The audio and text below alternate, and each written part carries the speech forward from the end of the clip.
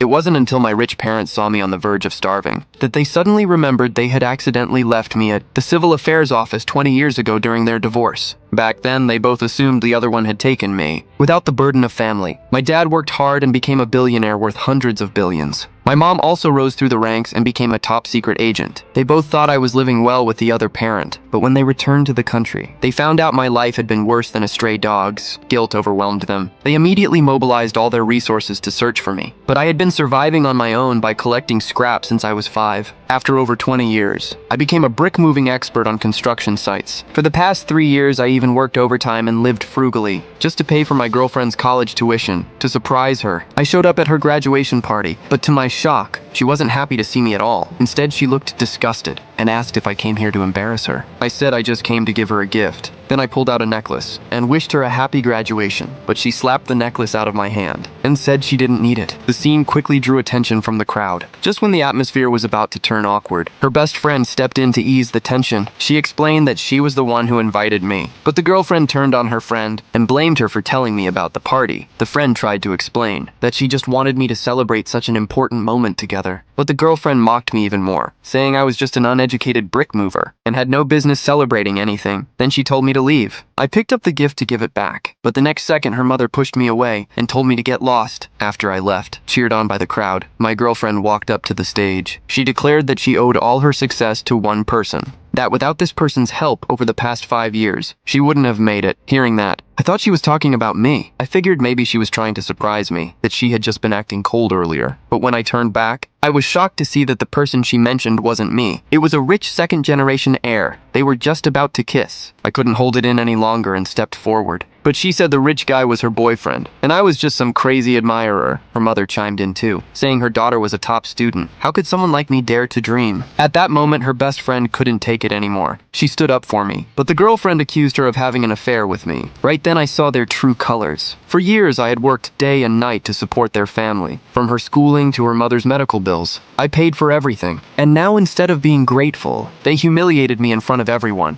I had finally had enough. I asked her to return everything I'd given her, and said we were breaking up. But before I could finish, she splashed red wine all over my face. The rich guy stepped in and told me to kneel. What he didn't know was that the more arrogant he acted now, the more miserable he would be soon. Because at that moment, my parents were on their way to the hotel to force me to kneel. The rich guy pulled out a photo of my parents and threatened to rip it apart if I didn't obey. I had no choice. I knelt down before them in humiliation, hoping he would return the photo, but instead, he tore it to pieces, seeing my parents' photo shredded. I was devastated, but the rich guy wasn't finished.